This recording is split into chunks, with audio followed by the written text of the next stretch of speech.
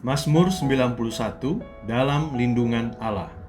Orang yang duduk dalam lindungan yang maha tinggi dan bermalam dalam naungan yang maha kuasa akan berkata kepada Tuhan, tempat perlindunganku dan kubu pertahananku, Allahku yang kupercaya. Sungguh dialah yang akan melepaskan engkau dari jerat penangkap burung, dari penyakit sampar yang busuk. Dengan kepaknya ia akan menudungi engkau, di bawah sayapnya engkau akan berlindung, kesetiaannya ialah perisai dan pagar tembok. Engkau tak usah takut terhadap kedahsyatan malam, terhadap panah yang terbang di waktu siang, terhadap penyakit sampar yang berjalan di dalam gelap, terhadap penyakit menular yang mengamuk di waktu petang. Walau 1.000 orang rebah di sisimu dan 10.000 di sebelah kananmu, tetapi itu tidak akan menimpamu. Engkau hanya menontonnya dengan matamu sendiri dan melihat pembalasan terhadap orang-orang fasik. Sebab Tuhan ialah tempat perlindunganmu, yang maha tinggi telah kau buat tempat perteduhanmu. Malapetaka tidak akan menimpa kamu, dan tulah tidak akan mendekat kepada kemahmu. Sebab malaikat-malaikatnya akan diperintahkannya kepadamu untuk menjaga engkau di segala jalanmu. Mereka akan menantang engkau di atas tangannya, supaya kakimu jangan terantuk kepada batu.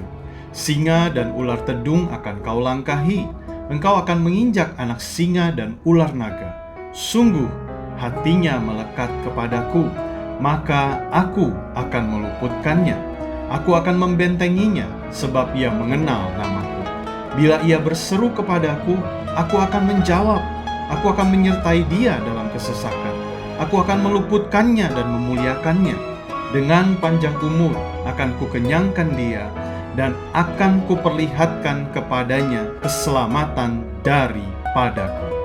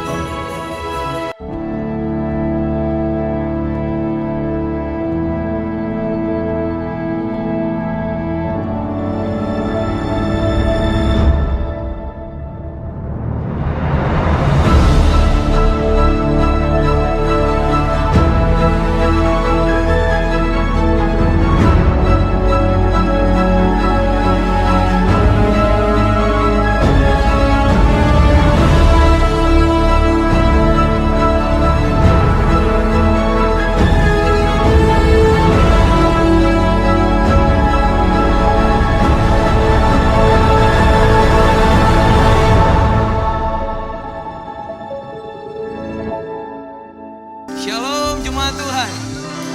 Saya percaya penyertaan kasih setia Tuhan menyertai kita sepanjang hari ini. Dimanapun kita berada, boleh kasih tepuk tangan yang luar biasa untuk Allah kita. Kita akan memuji Tuhan. Tuhan memberiku kegirangan dan sukacita melimpah. Minyak yang baru dicurahkan, haleluya, ku bersorak. Kita berikan tepuk tangan, haleluya.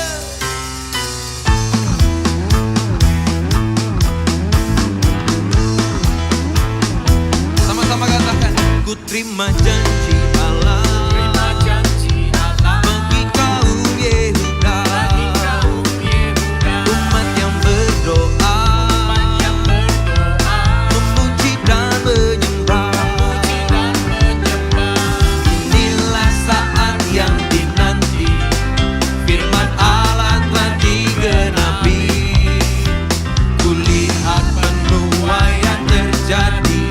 Yang melanda seluruh bumi.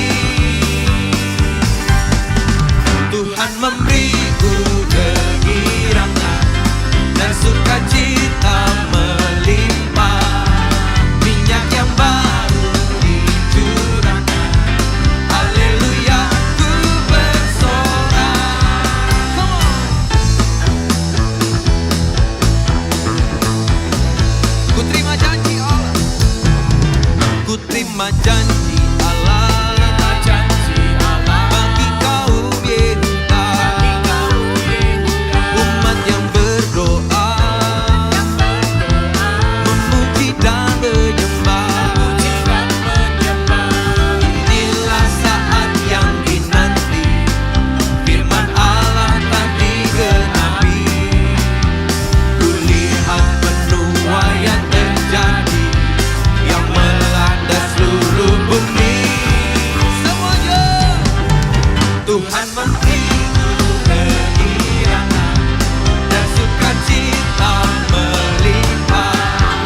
Minyak yang baru dicurahkan, haleluya ku bersorak. Tuhan memberiku kegirangan dan sukacita melimpah. Minyak yang baru dicurahkan, haleluya ku bersorak. Musik.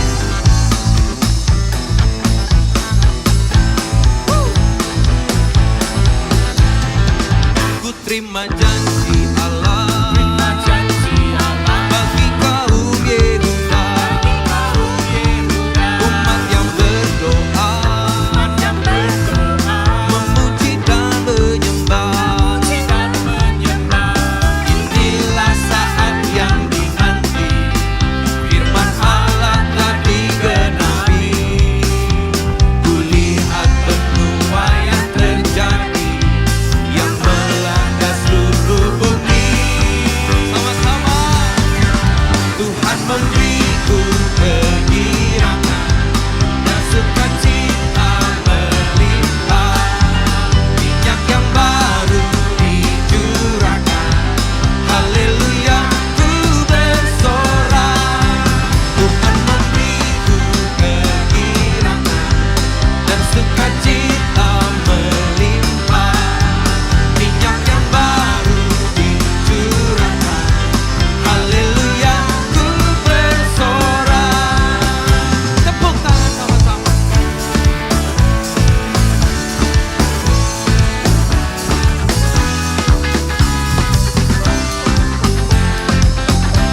Engkau sukacita kami ya Tuhan.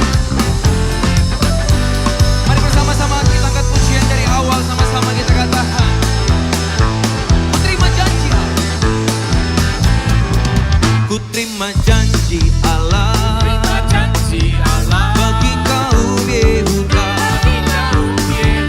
umat yang berdoa, memuji dan menyembah. Inilah saat yang dinanti, firman Allah telah digenapi. Kulihat penuaian terjadi yang melanda seluruh bumi.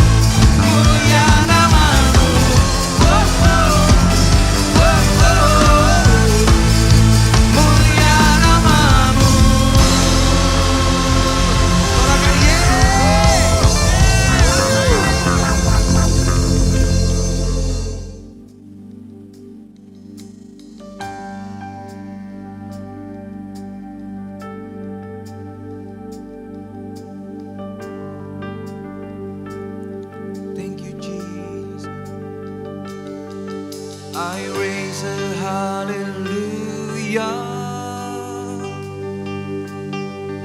in the presence of my enemy. I raise a hallelujah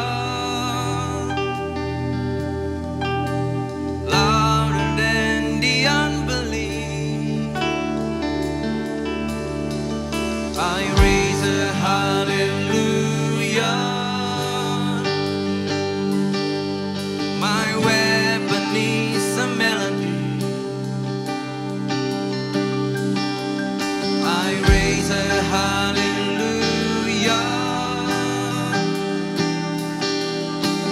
Heaven comes to fight for me.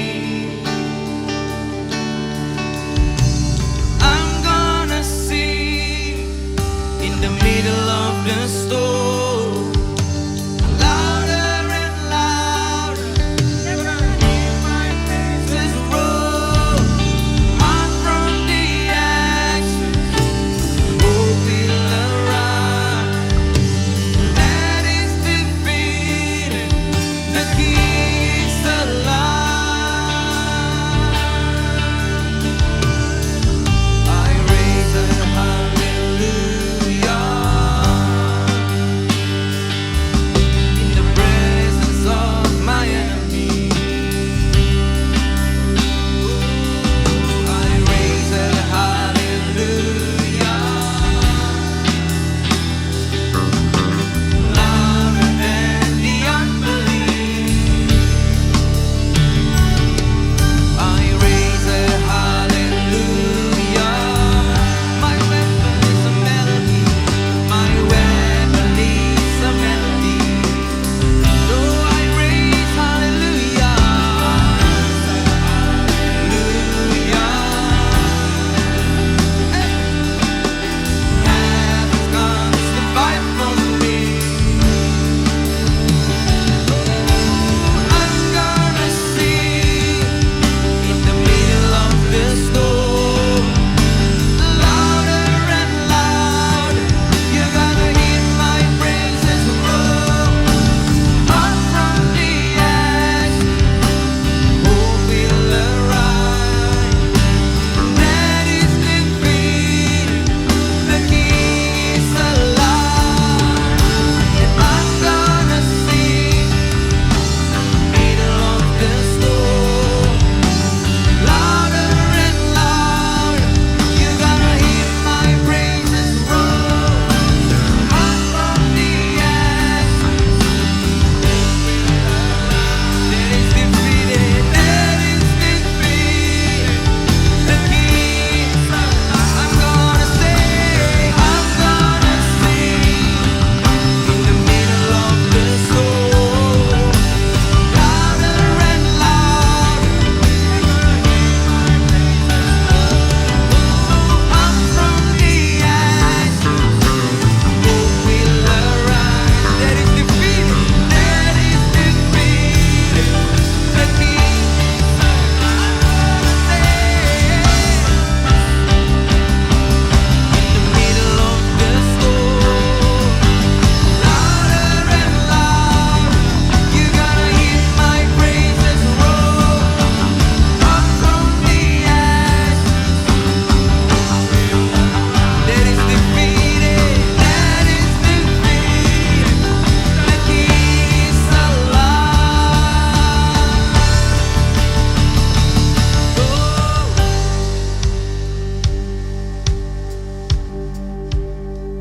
The King is alive. The King is alive. Thank you, Jesus. No, thank you, Jesus. No.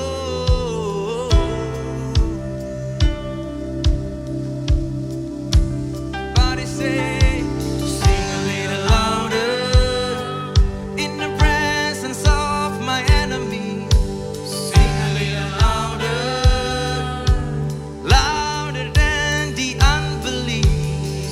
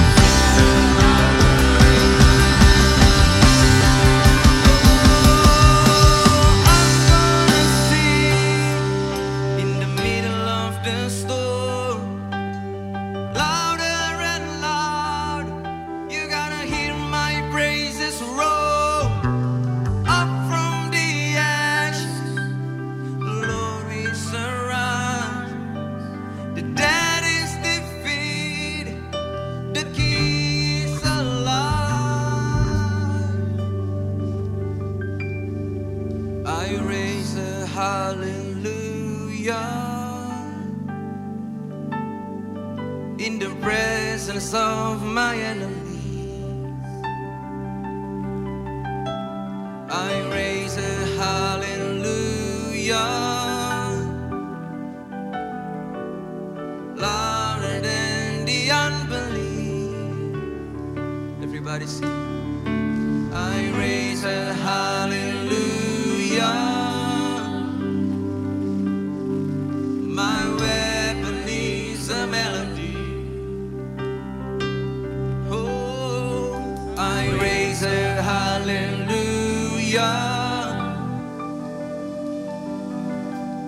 Heaven comes to fight for me.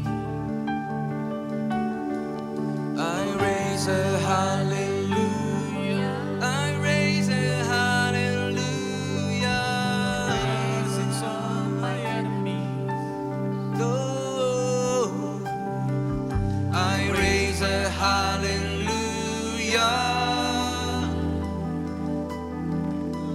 louder than the unbelief. I raise hallelujah. I raise a hallelujah in the presence of my enemies. I raise a hallelujah louder than the unbelief. Oh. Kau bersama dengan kami ya Tuhan.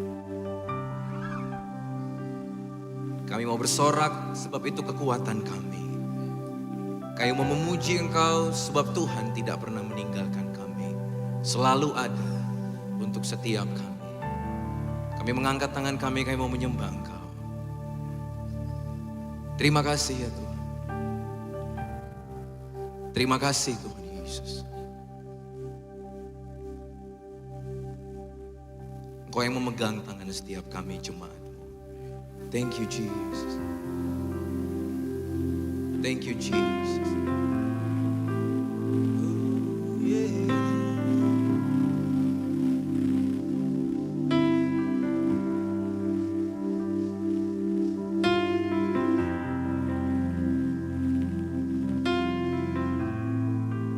Thank you Jesus.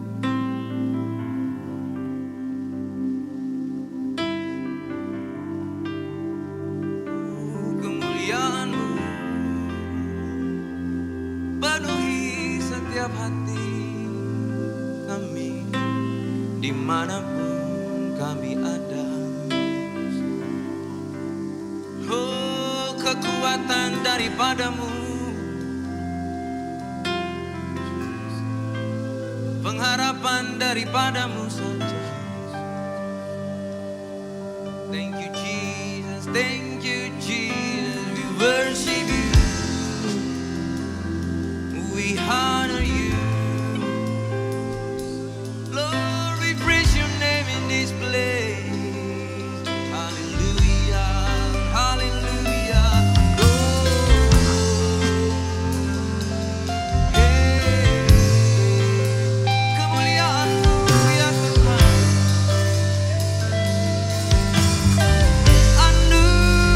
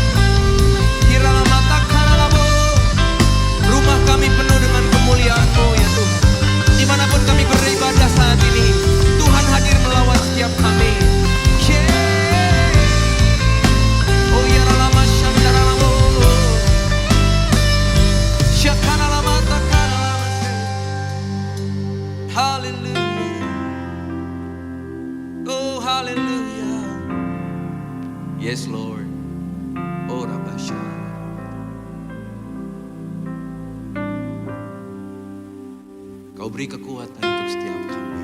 Ya Tuhan, terima kasih.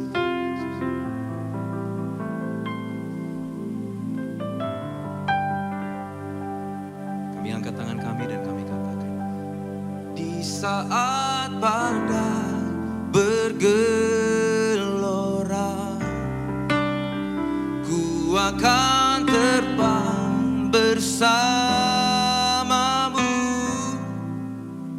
Bapa, kau Raja atas semesta,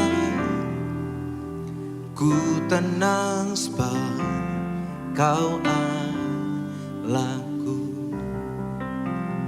Di saat badai bergelora, ku akan terbang bersamamu.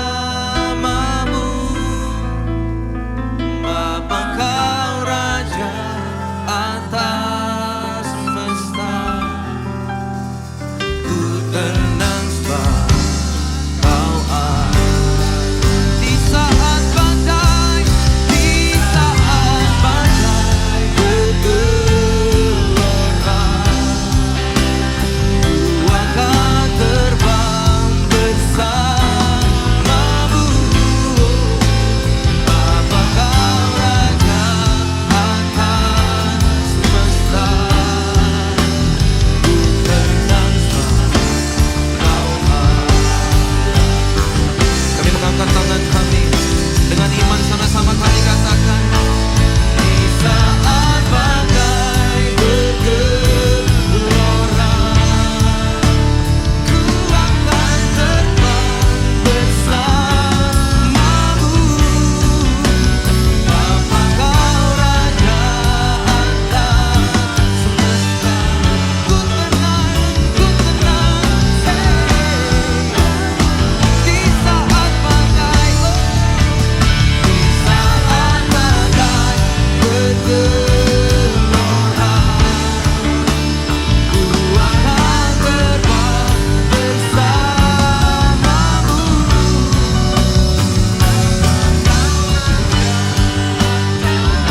Semesta, ku tenang sebab kau Allah. Di saat badai bergelora, ku akan terbang bersamamu. Bapa, kau Raja, Bapa, kau Raja atas semesta, ku tenang sebab kau Allahku. Ku tenang sebab kau Sekali lagi katakan, ku tenang sebab kau Allahku.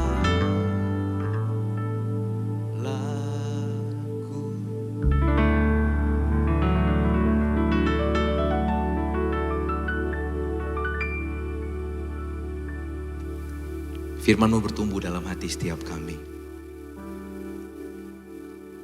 menjadi pedoman bagi kami. Kami bersyukur, hati kami siap. Di dalam nama Yesus, sama-sama kita katakan amin. Shalom Bapak Ibu, keluarga besar House of Joy. Senang sekali dapat berjumpa kembali di ibadah online pada hari ini.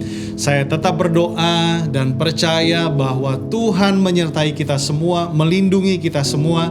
Dan ketika kita beribadah, kita dapat terus berjumpa dengan Tuhan. Yang percaya katakan amin.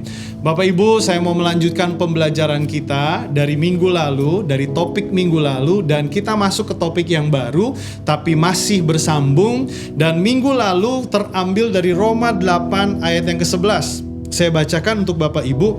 Dan jika roh Dia yang telah membangkitkan Yesus dari antara orang mati diam di dalam kamu, maka Ia yang telah membangkitkan Kristus Yesus dari antara orang mati akan menghidupkan juga tubuhmu yang fana itu oleh rohnya yang diam di dalam kamu.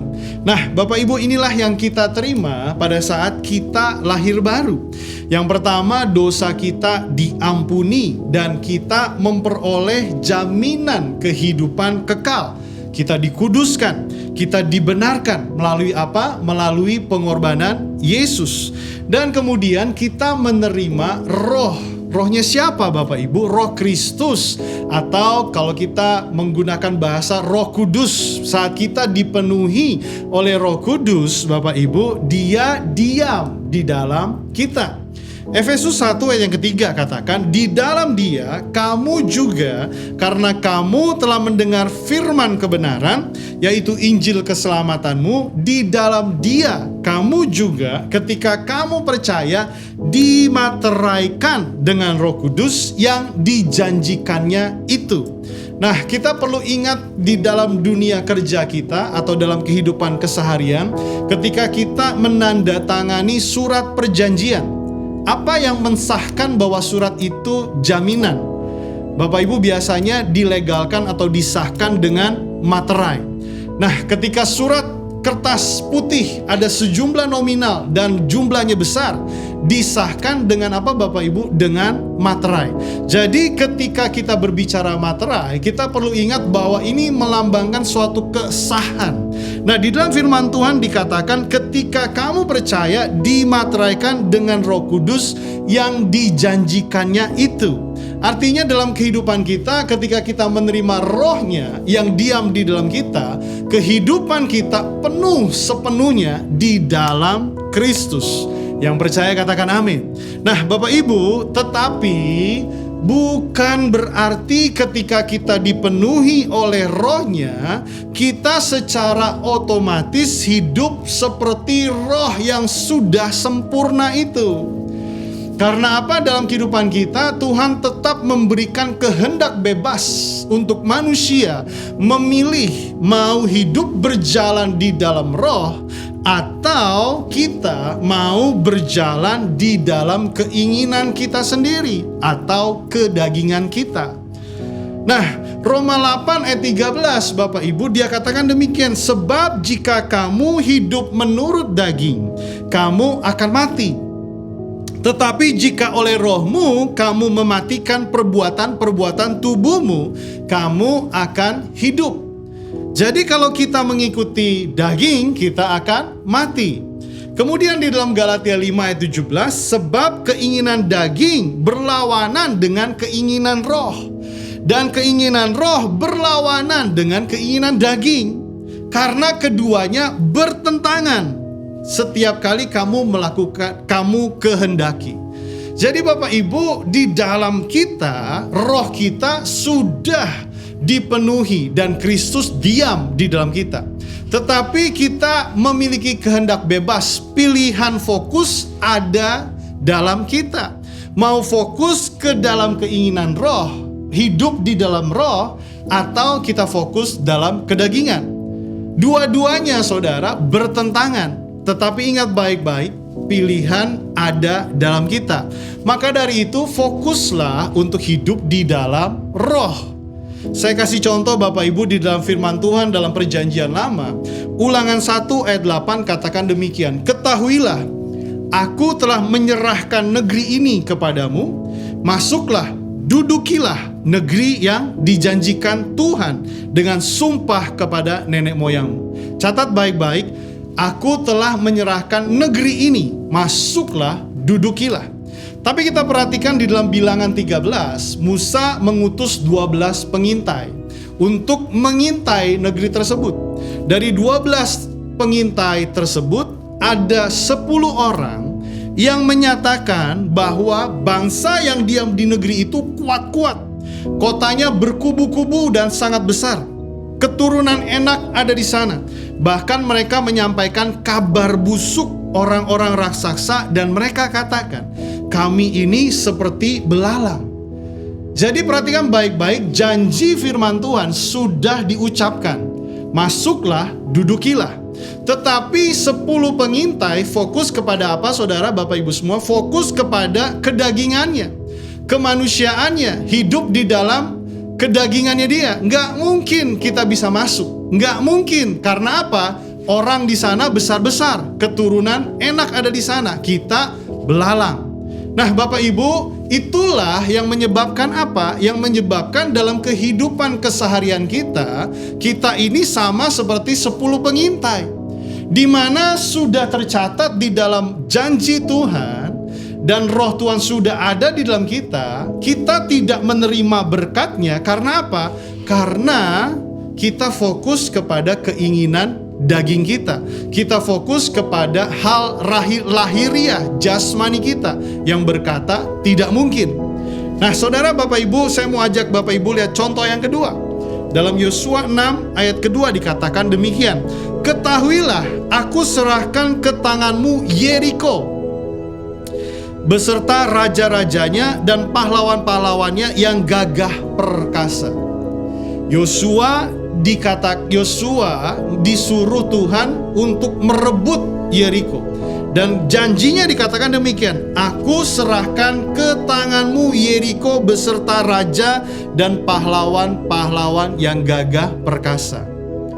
Nah, saudara, di ayat selanjutnya dikatakan demikian bahwa bangsa Israel harus mengelilingi tembok Yeriko 1 hari 1 kali tanpa berbicara apa-apa, hanya diam selama 6 hari. Dan hari ke-7 kelilingi tembok itu 7 kali. Dan dikatakan ketika mendengar suara sangkakala berbunyi, bersoraklah. Nah, Bapak Ibu, pada saat saya merenungkan ini kembali dan juga saat mempersiapkan, saya mendapatkan sebuah kebenaran, sebuah pewahyuan seperti ini, Bapak Ibu. Kita sudah diberikan janjinya, seperti Yosua, tercatat rebut tembok Yeriko. Nah, saudara, Bapak Ibu semua, kita ini diajak. Karena apa? Kemenangan kita, janji yang sudah tercatat itu ada di mana, Bapak Ibu? Ada di dalam firman Tuhan. Nah, seperti bangsa Israel yang mengelilingi setiap hari 1 kali tembok Yeriko, demikian juga kita harus merenungkan janji firman Tuhan dalam setiap kehidupan kita. Contoh, Bapak Ibu, misalnya pada saat kita mengalami sakit. Nah, pada saat kita mengalami sakit, Bapak Ibu, kita tahu bahwa di dalam janjinya ada kesembuhan. Yang percaya katakan amin. Nah, Bapak Ibu, pada saat kesembuhan terjadi di dalam firman-Nya, oleh bilur-bilurnya kamu telah disembuhkan. Nah, di dalam keseharian kita perlu tuh merenungkan firman itu. Hari pertama kita renungkan, karena apa? Karena mungkin kita belum menerima mujizat kesembuhan. Jadi kita renungkan, Bapak Ibu, kita gumulkan, kita renungkan firman itu tanpa berbicara apa-apa, tanpa bersungut-sungut, tanpa berkeluh kesah, tetapi kita terus renungkan. Seperti orang makan, kita terus mengunyah. Hari pertama, hari kedua, hari ketiga, hari keempat, hari kelima, hari keenam, hari ketujuh lebih lagi. Kita terus renungkan firman Tuhan itu. Dan ketika terdengar sangkakala, artinya apa? Ketika kita mendapatkan suara Tuhan. Bapak Ibu bisa mendengar suara Tuhan. Kita semua dapat mendengar suara Tuhan karena Tuhan ingin bicara sama kita. Ketika sangkakala berbunyi, suara Tuhan berbicara di dalam kita. Yeay, kita bersorak-sorai, saudara. Saudara, kita menerima kesembuhan dari Tuhan. Saya mengulang sebuah cerita seorang hamba Tuhan yang melakukan misi. Dan kemudian pada saat dia melakukan misi, Bapak Ibu, dia menderita sakit hepatitis, sakit kuning ya Bapak Ibu semua. Dan kemudian apa yang terjadi? Dia harus tergeletak, kata dokter, 3 bulan. Tetapi dia tidak mau terima itu karena dia percaya di dalam firman Tuhan ada kesembuhan. Jadi dia berdoa, dia bergumul, dia masuk ke kamar, dia merenungkan firman itu. Terus saudara, terus dia renungkan. Dan apa yang terjadi? Dia hanya dalam 3 minggu setelah itu dia lepas keluar, dia dapat melakukan aktivitasnya. Karena apa? Dalam periode 3 minggu itu ketika dia merenungkan firman itu, dan dia mendapatkan sebuah suara dalam hatinya, kamu telah sembuh. Yang mengerti katakan amin. Nah Bapak Ibu, inilah yang Tuhan berikan dalam kehidupan kita. Pilihlah Bapak Ibu hari ini saat pergumulan hidup kita datang. Janjinya sudah ada di dalam firman-Nya. Sudah ada di dalam kita. Firman-Nya kita perlu renungkan, kita perlu gumulkan, kita perlu diam dalam hadirat Tuhan. Dan saat muncul suara, saudara, itu yang akan memberikan semangat, memberikan iman, memberikan damai, memberikan ketekunan, memberikan apa lagi? Memberikan kegembiraan. Sehingga apa? Yes, saya menerima firman, saya menerima kesembuhan, saya menerima jalan keluar, saya menerima janjinya digenapi dalam setiap kehidupan kita. Nah, saudara, Bapak Ibu semua, poin yang pertama yang saya ingin sampaikan untuk Bapak Ibu, mari fokuslah hidup di dalam roh. Karena hidup kita sudah semuanya ada di dalam firman. Dan itu sudah ada di dalam roh kita. Kristus ada di dalam kita. Yang mengerti katakan amin. Kita mendapatkan janjinya digenapi dalam kehidupan kita saat kita fokus kepada firman-Nya. Yang mengerti katakan amin. Nah, Bapak Ibu, inilah yang Tuhan berikan dalam kehidupan kita.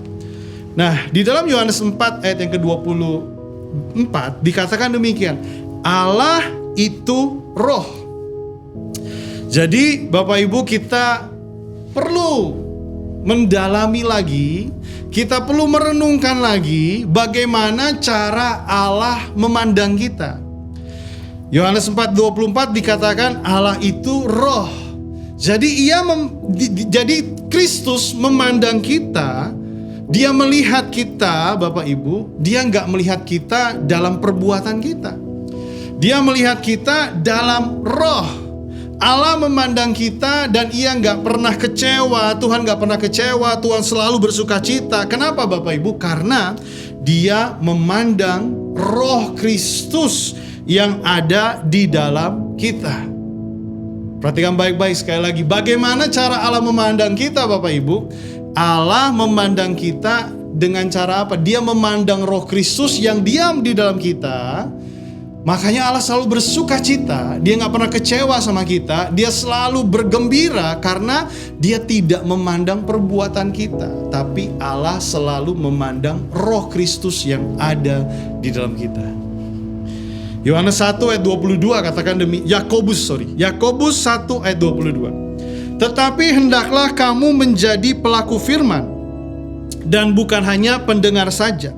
Jika tidak demikian, kamu menipu diri sendiri.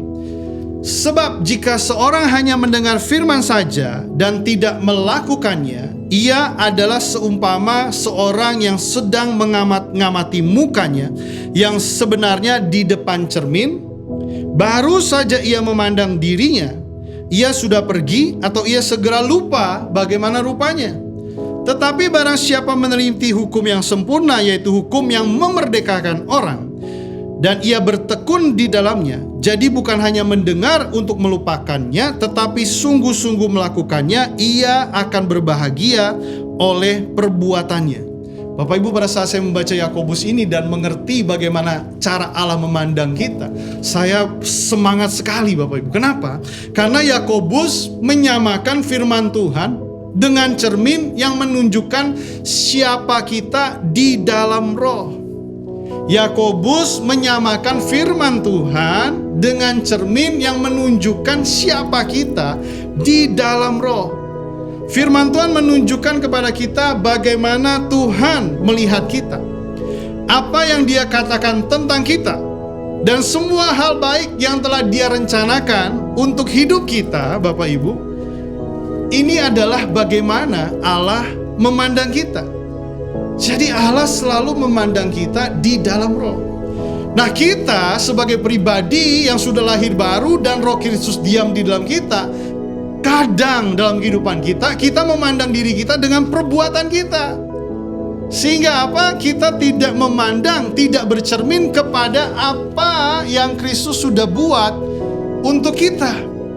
Nah, saudara, Bapak Ibu, harusnya kita memandang diri kita dengan cara bagaimana? Dengan cara seperti Kristus memandang. Kalau Kristus memandang kita di dalam roh, dia memandang kita pribadi Kristus yang ada di dalam kita, maka Bapak Ibu, kita perlu juga memandang diri kita seperti Kristus memandang. Pandanglah dirimu dengan perbuatan dan karya keselamatan yang Kristus sudah buat di dalam kita. Nah saudara, ini sesuatu yang kita perlu belajar. Karena apa? Karena ini merupakan identitas baru kita. Kadang kita nggak memakai firman Tuhan untuk cermin dari hidup kita yang baru, tapi kita memakai firman Tuhan untuk apa Bapak Ibu? Untuk menemukan kesalahan orang lain. Kita memakai firman Tuhan untuk apa? Melihat diri kita yang ada di dalam daging ini. Dan kita melewatkan apa yang Kristus sudah buat, di mana rohnya sudah diam di dalam kehidupan kita. Kalau kita menggunakan firman Tuhan sebagai cerminan perbuatan daging, Bapak Ibu, maka kita akan menemukan begitu banyak kesalahan perbuatan-perbuatan daging yang kita lakukan. Bahkan kalau kita sudah menjadi orang Kristen puluhan tahun, kita mungkin akan menjadi hakim agungnya manusia. Kenapa saudara Bapak Ibu semua? Karena setiap kali orang yang lewat, kita cerminkan dengan firman Tuhan. Lihat tuh, gak sesuai sama kebenaran. Lihat tuh, lihat tuh, lihat tuh. Kita akan cenderung menghakimi orang dengan kebenaran diri kita sendiri, bukan dengan apa yang firman katakan.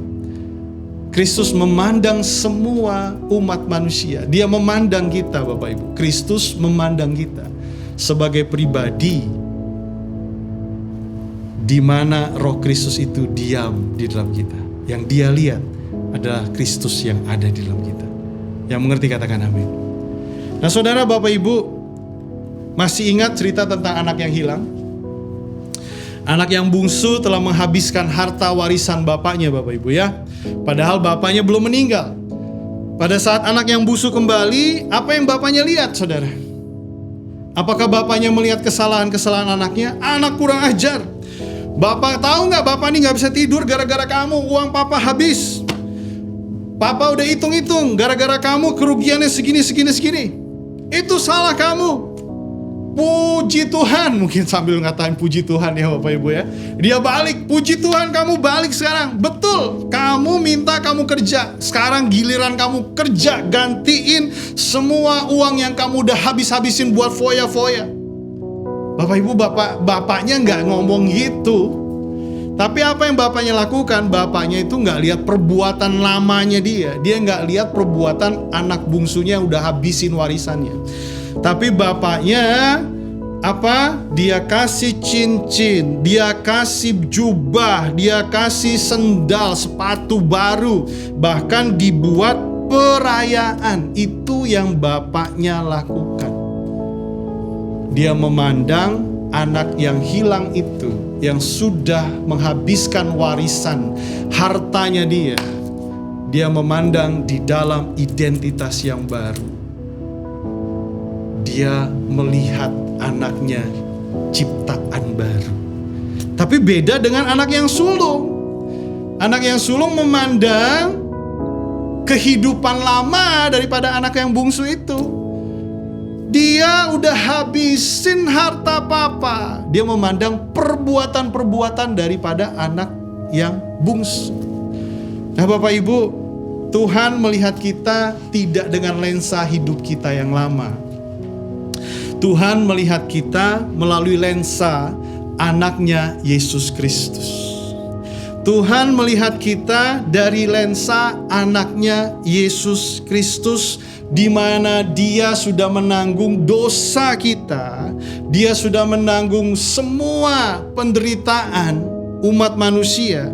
Bapa di surga memandang kita dari kacamata Kristus yang mati di kayu salib untuk kita, sehingga saudara dan saya memiliki identitas yang baru di dalam Kristus.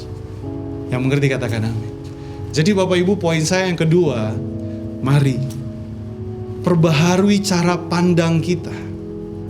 Karena Allah memandang kita bukan dari perbuatan Tapi Allah memandang kita dari karya Kristus, salib yang kita terima sebagai identitas, yaitu lahir barunya kita. Yang mengerti katakan amin. Jadi kesimpulannya apa Bapak Ibu? Tuhan mengasihi kita. Dia memberikan anaknya Yesus untuk menebus kita agar dia bisa tinggal di dalam kita. Dia nggak melihat ketidaksempurnaan kita. Dia melihat dirinya sendiri di dalam kita. Dia lihat kasih karunia yang dia berikan melalui anaknya Yesus Kristus untuk kita.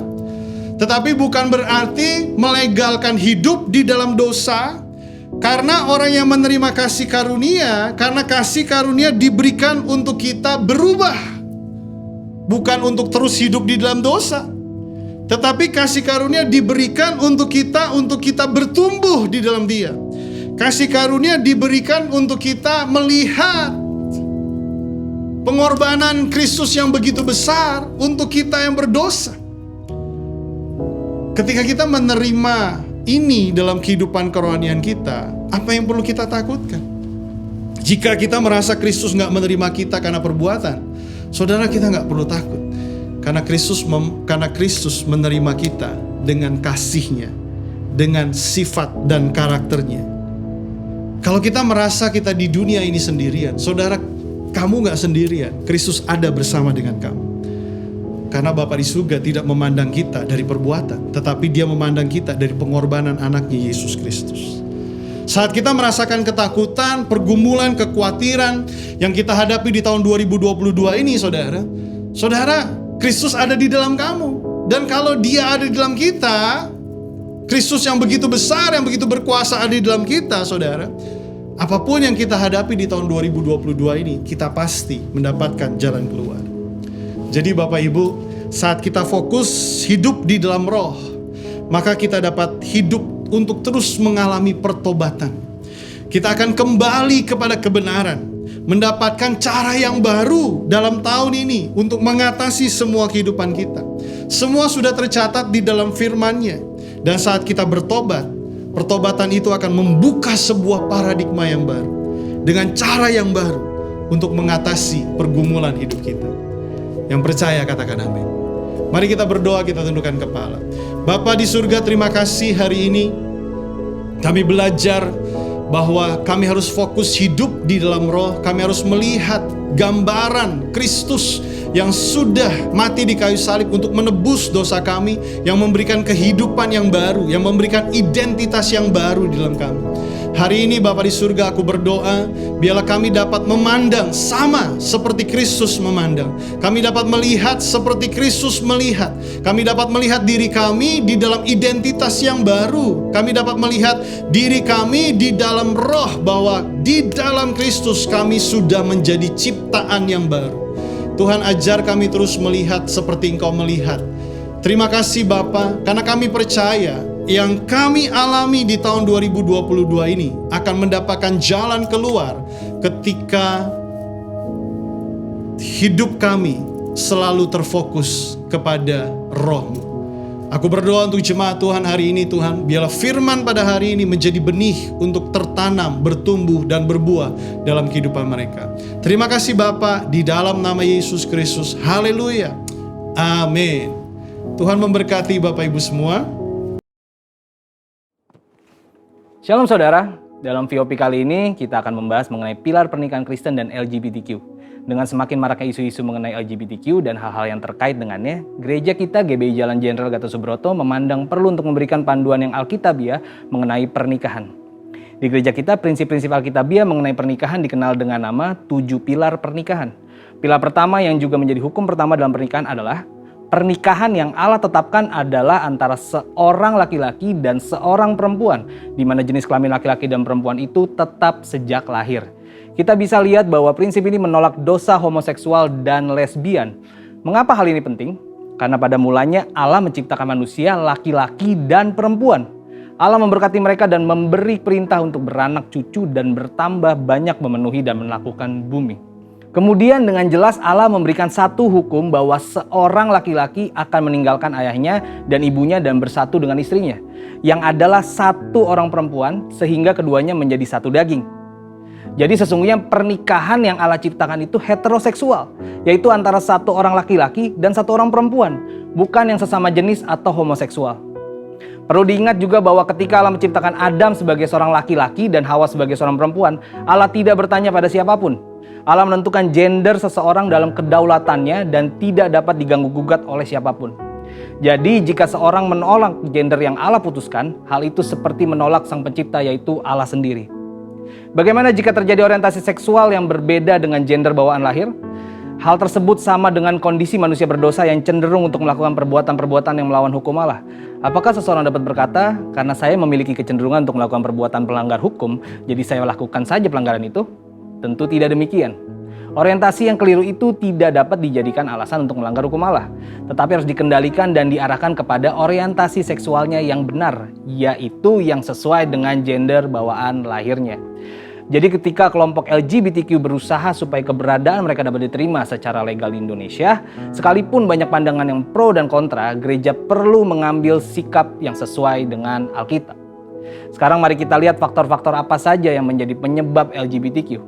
Faktor pertama yaitu adalah faktor pola asuh dalam keluarga.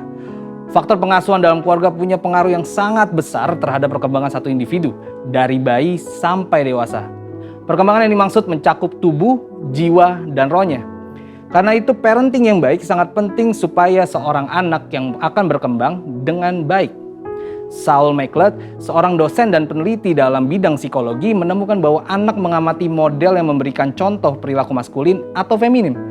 Setelah mengamati, anak tersebut akan berusaha meniru sekalipun perilaku tersebut tidak sesuai dengan gendernya. Karena anak akan meniru apa yang sering dilihatnya. Faktor kedua yaitu faktor lingkungan. Faktor lingkungan baik di dalam keluarga maupun di luar keluarga juga memiliki pengaruh yang besar. Dikatakan oleh Jonathan Tan, seorang transgender yang sudah dipulihkan di dalam nama Tuhan Yesus. Inilah pentingnya seorang anak harus diberlakukan sebagaimana identitas dirinya. Jika ia terlahir sebagai anak laki-laki, maka ia harus diperlakukan sebagai anak laki-laki. Diasuh dan dibesarkan sebagai seorang anak laki-laki. Demikian pula dengan perempuan. Proses perlakuan dan pengasuhan yang tidak sesuai sejak belia akan membentuk fondasi identitas diri yang tidak tepat pula hingga dewasa. Faktor ketiga adalah faktor psikologis. Faktor psikologis juga memiliki peran yang besar dalam mempengaruhi seseorang menjadi LGBTQ. Beberapa di antaranya tidak percaya Tuhan, tidak mendapat perhatian keluarga, trauma masa kecil, ejekan saat kecil, kekaguman yang berlebihan, kesalah pergaulan, sering menonton film porno, dan hal lainnya. Johannes Verkil, profesor misi dan penginjilan dari Belanda yang juga adalah misionaris yang melayani di Indonesia, menjelaskan bagi orang-orang tertentu kecenderungan homoseksual itu adalah akibat dari suatu perkembangan psikis yang terganggu. Mungkin terjadi bahwa kesalahan-kesalahan yang dibuat dalam pendidikan, pengalaman dalam masyarakat, gangguan-gangguan komunikasi dalam pertalian-pertalian dengan sekitar menimbulkan kecenderungan homoseksual dan pola-pola kelakuan. Bagaimana dengan argumen dari kelompok LGBTQ yang menyatakan bahwa mereka menjadi seperti kondisi mereka saat ini bukan karena keinginan mereka, tetapi karena faktor genetik yang mereka warisi. Faktanya, hingga saat ini di dalam dunia medis belum ada penelitian secara saintifik yang menunjukkan bahwa LGBTQ itu disebabkan karena faktor genetik. Jadi, setelah mengetahui hal-hal tersebut, bagaimana seharusnya sikap dan tindakan gereja mengenai hal ini? Untuk menjangkau dan memulihkan kelompok LGBTQ, gereja perlu memperhatikan hal-hal berikut. Pertama, Yesus mengasihi semua orang berdosa tanpa memandang dosa masa lalunya. Contohnya, Yesus mengasihi dan menolong wanita Samaria yang telah bergonta-ganti pasangan sehingga wanita itu berubah dari seorang wanita yang hidup bebas menjadi seorang penginjil yang memenangkan banyak jiwa. Yang kedua, salah satu penyebab kuat LGBTQ ialah faktor pola asuh keluarga. Karena itu gereja harus memfasilitasi para orang tua untuk dapat melakukan parenting dengan benar. Ketiga, gereja harus menghindari sikap menghakimi kelompok LGBTQ. Mereka harus berusaha menjangkau dan melayani mereka. Keempat, gereja-gereja di Indonesia perlu aware dengan perkembangan kelompok LGBTQ di Indonesia. Diperkirakan saat ini di 25 provinsi di Indonesia telah ada organisasi LGBTQ yang telah berusaha dengan berbagai upaya agar LGBTQ dapat diterima secara legal di negeri ini. Sebagai kesimpulan, kita mengerti bahwa pernikahan yang Allah tetapkan adalah satu orang laki-laki dan satu orang perempuan, di mana jenis kelamin laki-laki dan perempuan yang dimaksud adalah bawaan sejak lahir. Faktor pola asuh keluarga yang tidak sehat dan faktor lingkungan adalah dua faktor yang menyebabkan LGBTQ. LGBTQ bukan disebabkan oleh faktor genetik. Karena LGBTQ dapat disembuhkan bila yang bersangkutan memiliki keterbukaan. Dengan kasih Kristus, gereja dapat menjakau dan memulihkan kaum LGBTQ. Saat ini kelompok LGBTQ telah berkembang di Indonesia. Oleh karena itu, gereja-gereja di Indonesia perlu membangun jaringan kerjasama untuk membuat pelayanan yang terencana dan berkelanjutan untuk melayani dan memulihkan kaum LGBTQ. Saudara, untuk penjelasan lebih lengkapnya dari tim teologi kami, silakan buka link yang ada di atas atau scan QR Code yang tersedia. Tuhan Yesus memberkati.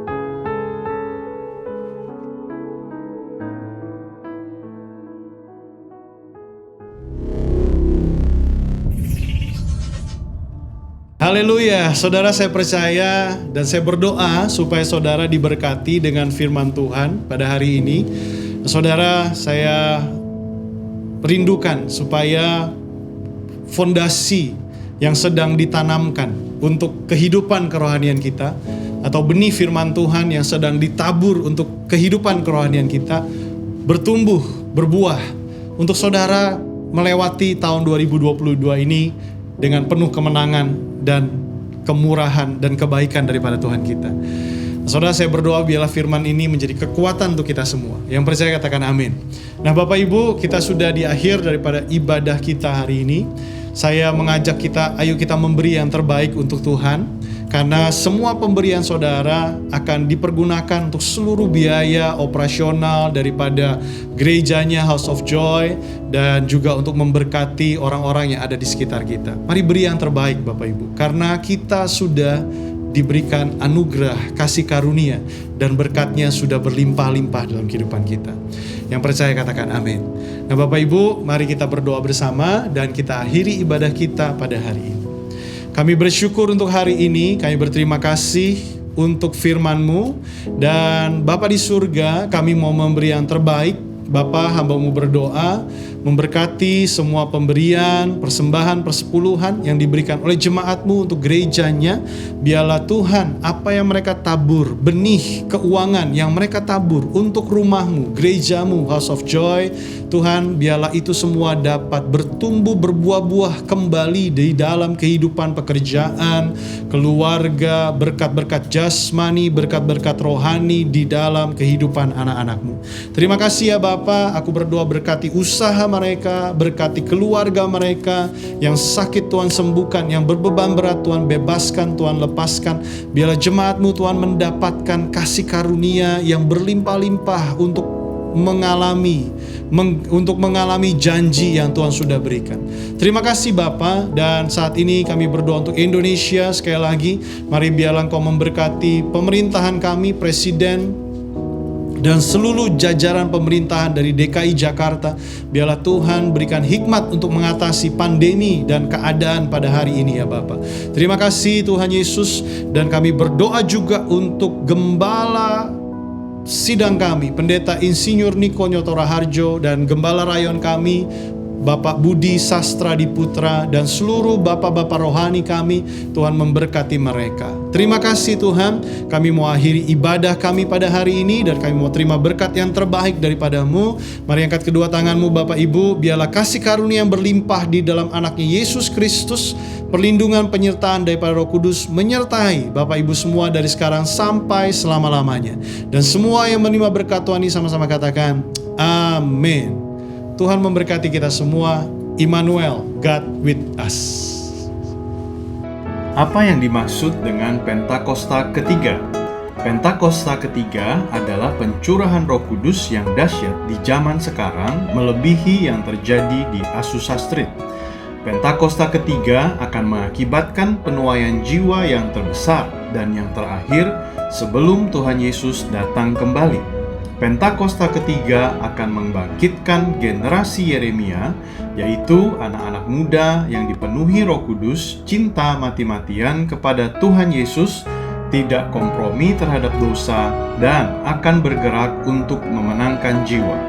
Pentakosta ketiga lahir di Indonesia dan bergerak ke bangsa-bangsa. Gerakan ini dari timur ke barat dan akan kembali ke Yerusalem. Pentakosta ketiga akan memberikan kuasa untuk menyelesaikan amanat agung, dan setelah itu Tuhan Yesus datang kembali.